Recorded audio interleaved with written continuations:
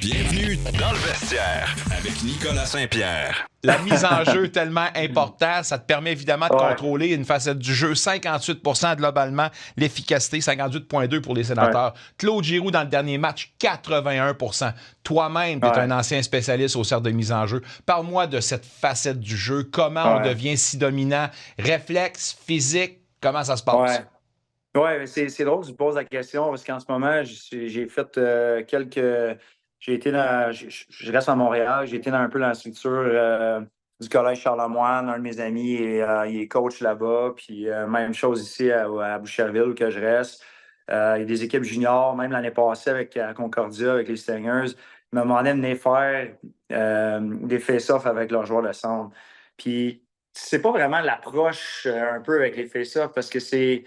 D'un, ça te prend l'expérience. Puis la première chose que je dis aux joueurs, c'est les coachs, ils parlent tout le temps de les 1 contre 1, les batailles 1 contre 1. Mais le premier 1 contre 1 dans une game, c'est le premier face-off de la game. C'est un puck battle entre toi et un autre gars.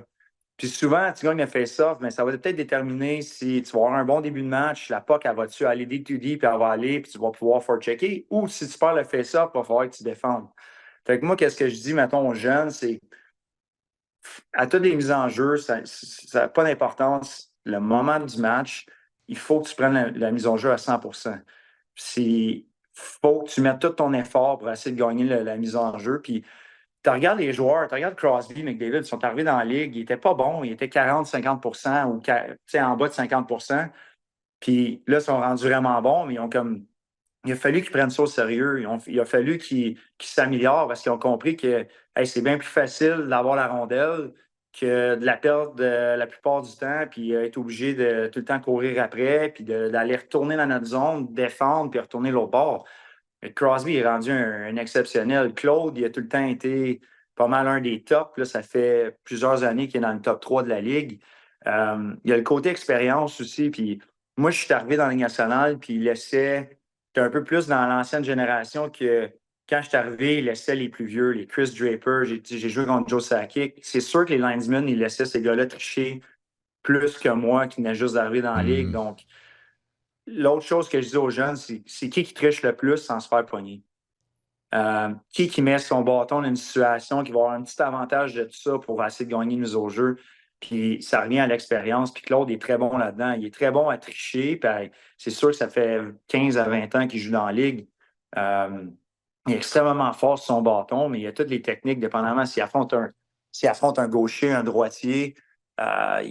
Il sait exactement quoi faire, puis il sait qu'il est bon dans quelle situation.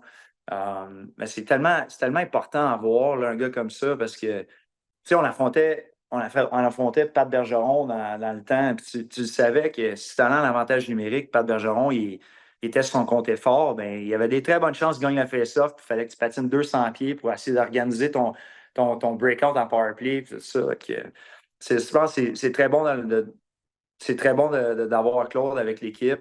Puis, pour finir, je dis avec aux jeunes, je dis, tu sais, je voulais tout du temps de glace, mais si vous appliquez, vous devenez vraiment bon, c'est fait ça, bien, ton coach, il va te faire confiance, il va t'envoyer à la fin de la game quand le goaler il est enlevé.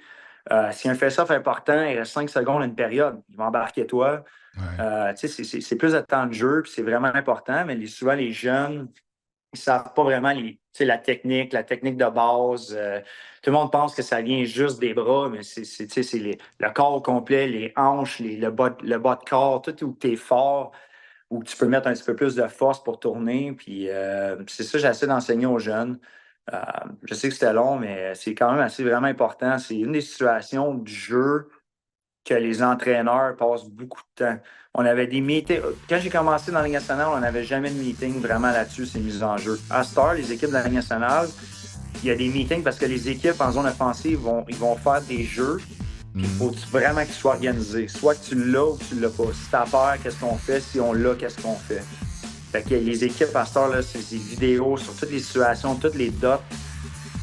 C'est vraiment décortiqué comme ça l'a jamais été. Puis c'est vraiment une grosse partie. Je pense que les entraîneurs ils ont découvert à travers les années comme il faut passer du temps là-dessus. C'est beaucoup de la game. Puis les Sénateurs sont chanceux. Ils ont un des tops de la Ligue.